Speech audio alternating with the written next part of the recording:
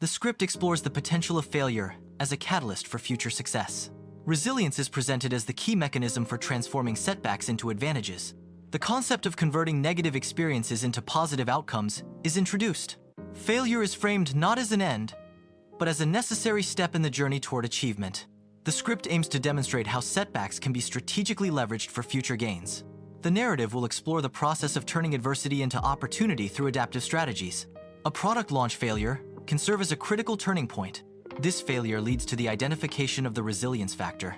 The resilience factor is structured as a four-step loop. This four-step loop is rooted in neuroscience. Resilience is often misunderstood as an innate immunity to emotional pain. The misconception is that resilient individuals are unaffected by negative experiences. In reality, resilience is a learned skill developed through coping mechanisms and adaptation. Resilience involves acknowledging and processing painful emotions, not suppressing them. Developing resilience allows individuals to navigate challenges and emerge stronger. A 2022 University of Pennsylvania study indicates that many trauma survivors exhibit post-traumatic growth. The study reveals a significant percentage of trauma survivors demonstrate resilience and positive adaptation. Post-traumatic growth represents the potential for individuals to emerge stronger after experiencing trauma. Scientific validation supports the concept that trauma can lead to positive psychological changes and enhanced well-being. This research underscores the importance of understanding the mechanisms that facilitate recovery and growth following traumatic events. Resilience can be developed as a skill through consistent practice, similar to strengthening a muscle. Repeatable habits and actionable strategies are essential components in building resilience. Consistent application of coping mechanisms gradually enhances one's ability to withstand adversity. Building resilience involves a continuous cycle of facing challenges, implementing strategies, and adapting to outcomes. Like a muscle, resilience requires consistent effort and adaptation to progressively greater challenges. The story of Maya, a UC Davis student, exemplifies the challenges students face during crises. Identifying and naming emotions is a crucial first step in navigating difficult situations. Seeking support from available resources is essential for students facing personal or academic hardship. Multiple crises can compound stress and significantly impact a student's well-being and academic performance. Proactive support systems and emotional awareness can mitigate the negative impacts of crises on students. Scheduling worry appointments is a coping mechanism for controlled emotional release. Worry appointments provide a structured time to address anxieties, preventing them from becoming overwhelming. This strategy allows for the compartmentalization of worries, reducing their impact on daily life. By allocating specific times for worry, individuals can regain a sense of control over their emotional state. Consistent use of worry appointments can lead to improved emotional well-being and reduced anxiety levels. Reaching out to classmates transforms isolation into a supportive community. Seeking help from peers fosters a collaborative learning environment. Supportive interactions among classmates enhance understanding and academic success. Building connections with classmates promotes a sense of belonging and shared purpose. Collaborative support systems within a classroom improve overall well-being and academic performance. The amygdala functions as the brain's rapid response smoke detector, quickly alerting to potential threats. When the amygdala is triggered, labeling emotions can help regain control over the emotional response.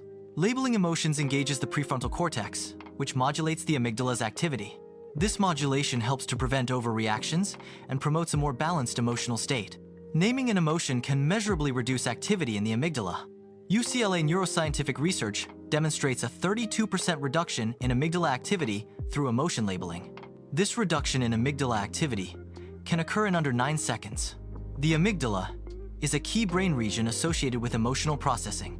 Labeling emotions provides a cognitive mechanism for regulating emotional responses. Emotional regulation through labeling is a rapid and effective neurological process. Eva's return to trail running after amputation exemplifies resilience and determination. Overcoming significant physical challenges requires setting achievable micro-goals. Micro-goals provide incremental milestones that build confidence and momentum. The power of micro-goals lies in their ability to transform seemingly insurmountable obstacles into manageable steps. Eva's journey demonstrates that focusing on small, attainable objectives can lead to remarkable achievements. Progress can be effectively measured through small, achievable steps. Breaking down larger objectives into micro-goals facilitates momentum. Achieving micro-goals builds confidence and reinforces positive behavior. Tracking progress in small increments provides a sense of accomplishment. Micro-goals enhance focus and reduce feelings of overwhelm. Consistent achievement of micro-goals leads to significant overall progress. The first step in the resilience loop involves becoming aware of negative narratives. During setbacks, the brain often generates negative narratives that can hinder recovery. Recognizing these narratives is crucial for initiating the resilience process. This awareness allows for conscious intervention and redirection of thought patterns. Identifying the story the brain is telling is the initial step towards building resilience. Becoming aware of these narratives is the starting point for managing and overcoming challenges. The second step in resilience involves scrutinizing evidence to validate negative narratives. Separating facts from fear-based projections is crucial in this validation process. Questioning the validity of negative narratives helps to build resilience. This step facilitates a more objective assessment of challenging situations. By distinguishing between reality and assumption, resilience is strengthened. This process empowers individuals to respond effectively to adversity. The third step in the resilience loop involves reclaiming agency. This is achieved by selecting one small, actionable step. The chosen step should be achievable within the next 24 hours. Taking this step helps to restore a sense of control and forward momentum.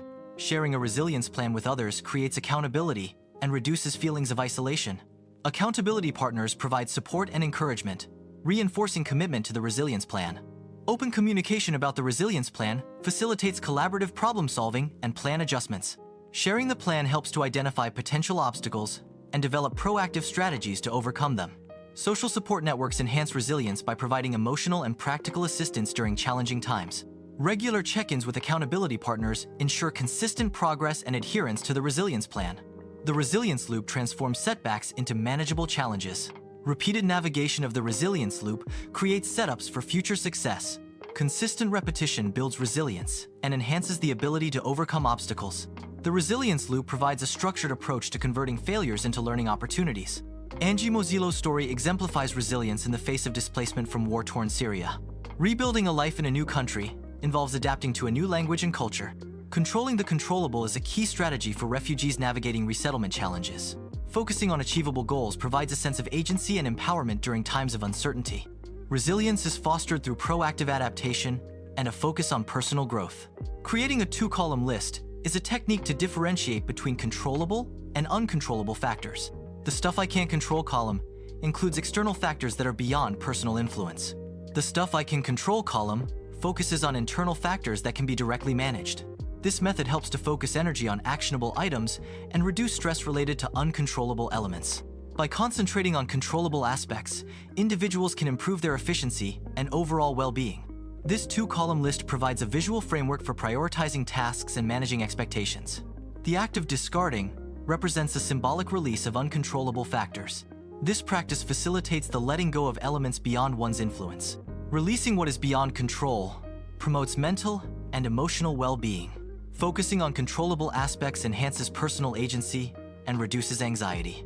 Harvard's longitudinal study emphasizes the crucial role of social connections in fostering resilience. The social sponge effect describes how social interactions absorb stress and promote well-being. Strong social networks provide emotional support and buffer against adversity. Resilience is enhanced through consistent and meaningful social engagement. Social connections act as a protective factor, mitigating the negative impacts of stress. Resilience is measured by the number of individuals one can genuinely rely on at 2 a.m. This metric emphasizes the importance of deep, trusting relationships for personal support. The 2 a.m. list represents a core group of individuals providing emotional and practical support. Strong social connections are crucial for navigating crises and maintaining well-being. The depth of relationships, rather than the quantity, is the key factor in fostering resilience. Joining community groups can strengthen one's emotional core through authentic human interaction. Community groups provide opportunities for building relationships and fostering a sense of belonging. Engaging in community activities promotes emotional well-being through shared experiences and mutual support. Authentic human interaction within community groups facilitates empathy and emotional understanding. Shared goals and collaborative efforts within community groups enhance emotional resilience. Consistent participation in community groups fosters a stable and supportive emotional environment. Publicly addressing a startup's failure demonstrates the strength in confronting adversity. Leaning into pain, rather than avoiding it, can be a powerful response to business setbacks. Transparency and failure can build trust and foster learning within the entrepreneurial community. Sharing experiences of failure can destigmatize setbacks and encourage resilience. Openly discussing failure allows for collective problem-solving and innovation. Sunil Gupta's case exemplifies the positive impact of embracing vulnerability in leadership. Sunil's decision to give a free talk demonstrates courage and resilience. The talk, titled "What I Bought with a $1 Billion Loss," highlights vulnerability. Sharing experiences of loss can foster community and understanding. Openly addressing failure promotes personal growth and learning.